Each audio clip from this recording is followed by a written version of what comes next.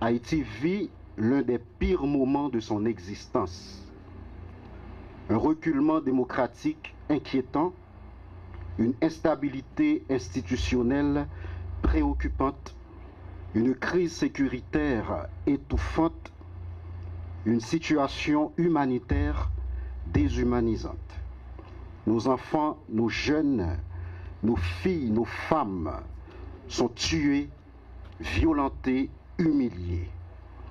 Malgré ce tableau noir, triste, sans pitié, les opérateurs de la corruption continuent de multiplier les stratégies dans quasiment toutes les sphères de l'État afin de piller, de détourner, de saigner le trésor public avec le même cynisme et la même arrogance que les bandits armés.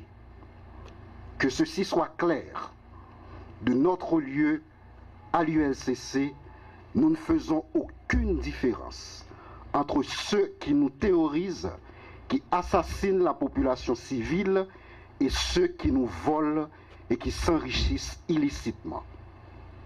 Aujourd'hui encore, l'unité de lutte contre la corruption, cet organisme transformé et vivifié, assumant avec courage et impartialité son rôle, droit dans ses bottes, en tant maître et comme de fait, mais devant leurs responsabilités des agents publics, des hauts fonctionnaires qui ont porté atteinte à la probité, à l'éthique, en commettant sciemment des actes de corruption.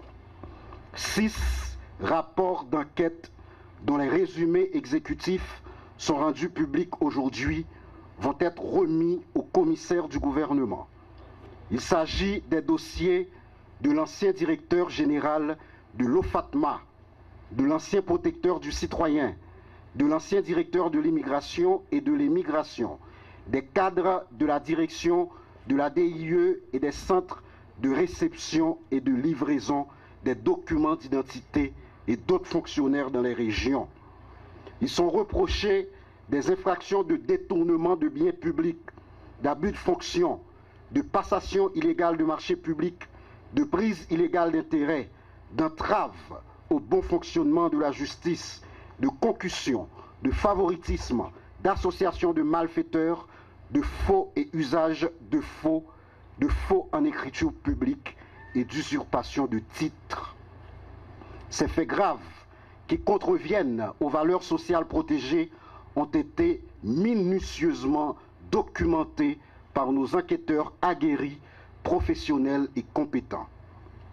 Je voudrais à cette phase saluer le sens de l'engagement, le patriotisme, la résilience et la solidarité de ces hommes et femmes de l'ombre qui réalisent sous ma direction ce travail historique. Il existe des enquêtes plus complexes que d'autres, qui prennent plus de temps que d'autres.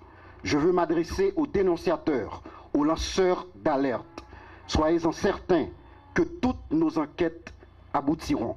Je veux parler notamment des enquêtes conduites sur le Fonds national de l'éducation FNE, au niveau du Bureau de monétisation des programmes d'aide au développement BMPAD, des marchés de restauration de la police nationale d'Haïti, des fonds de développement et des collectivités territoriales, FLDAT qu'on appelle communément fonds communaux, des enquêtes patrimoniales sur diverses personnalités politiques actuelles et anciens dignitaires de l'État.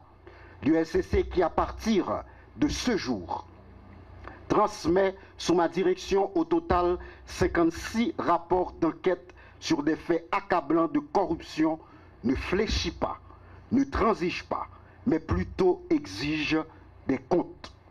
Elle vient de déférer en état 3 anciens responsables des CRLDI après une enquête pénale, je dis bien pénale, approfondie, qui a duré plus d'1 an. Un pouvoir sans équivoque tiré de l'article 11 du décret du 8 septembre 2004. Pour les suites réservées à ce dossier, ainsi qu'aux autres, les yeux sont rivés sur le parquet de Port-au-Prince qui, comme l'ULCC, exécute la politique anticorruption de l'État.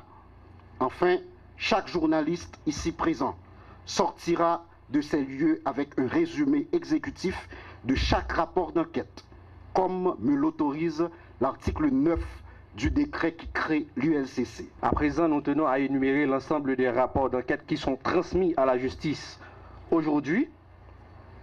D'abord, c'est le rapport d'enquête sur les missions officielles de l'ancien protecteur du citoyen, Renan Edouville, pour les exercices fiscaux allant de 2019 à 2024. Le rapport d'enquête sur les contrats de restauration conclus par l'ex-directeur général de l'OFAPNA, Carl François.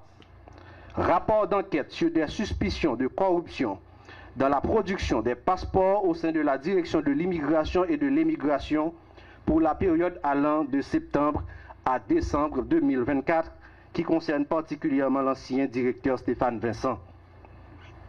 Rapport d'enquête sur l'utilisation des frais supplémentaires exigés des demandeurs de passeport pour la période allant du 1er janvier au 31 décembre 2023. Et les deux autres rapports sont des rapports régionaux. C'est le rapport d'enquête sur les allégations de corruption faites à l'encontre de certains employés et cadres du centre de réception et de livraison de documents d'identité de Saint-Maur.